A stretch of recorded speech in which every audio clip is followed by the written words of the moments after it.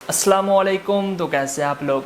पहले एपिसोड में हमने बात की थी इमाम हुसैन रदी अल्लाह तआला अन्हु की शान के बारे में, और आज हम बात करने वाले हैं मनाज़िल करबला के बारे में।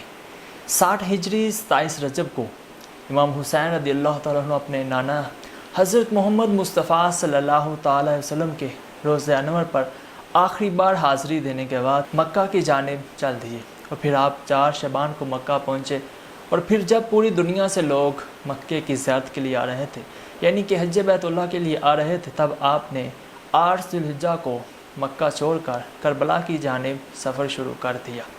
इस करबला के सफ़र के दौरान आपने तकरीबन 20 जगहों पर स्टे किया था। बुस्तान इब्ने आमिर क्रॉस करने के बाद जब आप सफ़ा के मकाम पर पहुँचे तो अरबी के एक मशहूर शायर फरजदक के साथ आपकी मुलाकात हुई, जो कि कूफा से आ रहा था।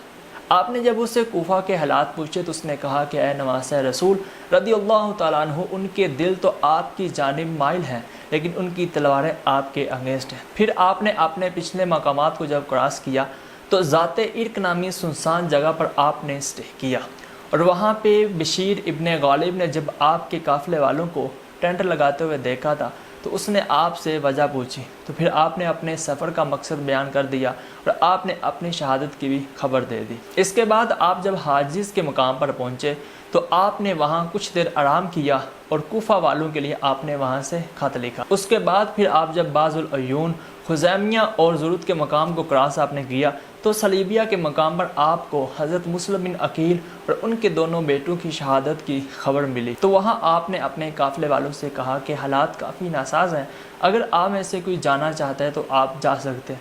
लेकिन सभी ने नवासे रसूल सल्लल्लाहु अलैहि वसल्लम का साथ दिया और सारे करबला तक आपके साथ रहे। फिर जब सुरात नामी जगह आई तो हुर ने आपका रास्ता रोक लिया, लेकिन फिर बाद में उसने आपको जाने दिया।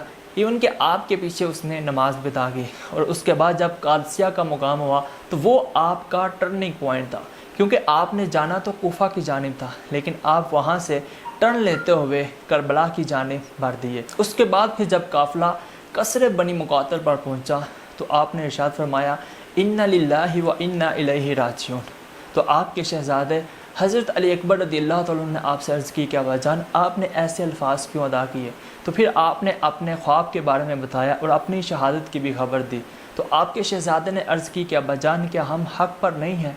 तो आपने इरशाद फरमाया, जी हाँ बिल्कुल, हम हक़ पर हैं। तो फिर आपने अर्ज़ की कि फिर हमें मौत की कोई परवाह नहीं है। उसके बाद फिर जब नैनवा का मुकाम आपने क्रॉस किया, फिर जब करबला का मेन पॉइंट आया तो हुर ने अपने लश्कर के साथ आपका काफ़िला फिर रोक दिया, और उसने कहा कि इब्ने ज़ियाद ने मुझे ख़त भेजा है कि अपने लश्कर के साथ मैं आपके काफ़िले को रोक दूं कि आप जहां कहीं भी हों, और ऐसी जगह रोकूं कि जहां पानी का नामो निशान भी ना हो।